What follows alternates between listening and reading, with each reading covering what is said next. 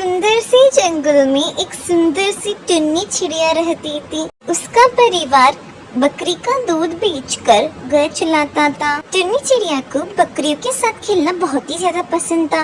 एक दिन उसकी माँ ये कहती है कि अरे टुन्नी, कुछ और काम भी कर ले, हर टाइम क्या बकरियों के साथ खेलती रहती है। एक दिन शहर से कालू कौवा गांव घूमने आया था। अरे वाह, ये गांव तो कितना अच्छा है। अरे वो कौन है? ये चिड़िया तो कितनी सुंदर है। तभी कालू कौवा को टुन्नी चिड़िया पसंद आ गई और वो जाकर अपनी माँ से कहता है, हाँ, मुझे गांव में एक चिड़िया पसंद आ गई है माँ। माँ मेरी फूटी किस्मत, क्या बोल रहा है तू कालू? मैं तेरे लिए दूसरी अच्छी सुशील लड़की ढूंढूंगी। ऐसा मत कर कालू तू। माँ, मैं शादी करूँगा तो उसी चिड़िया से करूँगा, वरना मैं नहीं करूँगा माँ शादी। फिर गौरी कवि और कालू दोनों गांव जाते हैं रिश्ता मांगने के लिए।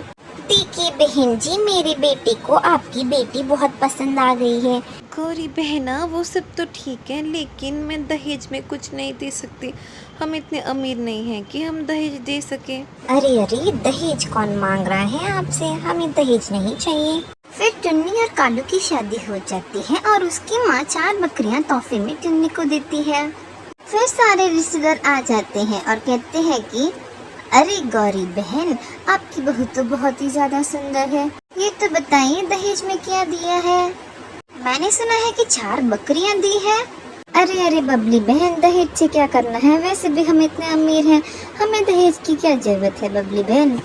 ऐसा कहकर गौरी कवि सारी बात को पलट देती है। ओए माँ, मेरी फूटी किस्मत, पता नहीं कालू को तू कैसे पसंद आ गई। अगले दिन सुबह हो जाती है। अरे ओ महारानी, अभी तक मेरी चाय नहीं बनाई तूने? जी, कालू जी को ऑफिस जाने के लिए लेट हो रहा था, इसलिए उनको पहले बना दी। अभी बनाती हूँ आपके लिए भी। ऐसे ही तेरे बहाने होते हैं। जा जल्दी से मेरे लिए बना के लेके आ चाय, मेरा सिर फटा जा रहा है। फिर गौरी कवि अपने दोस्तों को इनवाइट करती है खाने के लिए। अरे गौरी, कहाँ है तेरी बहू और खाना भी कहाँ है? मुझे तो जोरों से भूख लगी है। अरे हाँ गौरी, मुझे भी जोरों से भूख लगी है, मैंने तो कुछ खाना भी नहीं खाया सुबह से। अरे तुम चिंता मत करो, मैं अभी बुलाती हूँ मेरी बहू को। हाँ हाँ, जल्दी बुलाओ ना जरा। फिर गौरी कवि टुन्नी को बुलाती है, लेकिन टुन्नी तो घर पे नहीं थी, वो तो बकरियों के साथ थी और वो बहुत ही ज्यादा गुस्सा हो जाती है। क्या हुआ माँ, क्या हुआ? आप इतने गुस्से में क्यों हो? क्या हुआ, बोलिए माँ। तेरी पत्नी ने तो मेरे नाक ही कटा दी सारे दोस्तों के सामने। कालू, मैं पहले ही बोल रही हूँ, वो सारी बकरियों को बेच दे, वरना मैं नहीं रहूंगी यहाँ पर। फिर उन दोनों के बीच में झगड़ा हो जाता है।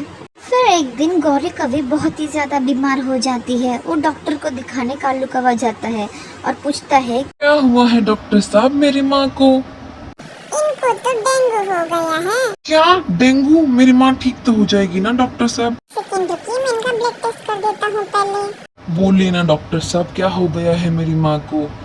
देखो कालू, तुम्हारी माँ की हालत बहुत ही ज्यादा खराब है। इनको बकरियों का दूध पिलाना पड़ेगा, पर शहर में कहाँ पर मिलेगी बकरियाँ? जाके कहीं से भी बकरियों को ढूंढ के लेके आओ और उनका दूध लाके अपनी माँ को पिला दो। उसके बाद तो मेरी माँ ठीक हो जाएगी ना डॉक्टर साहब? हाँ हाँ, पक्का ठीक हो जाएगी। तुम पहले बकरियों का दूध लाके इनको पिला दो।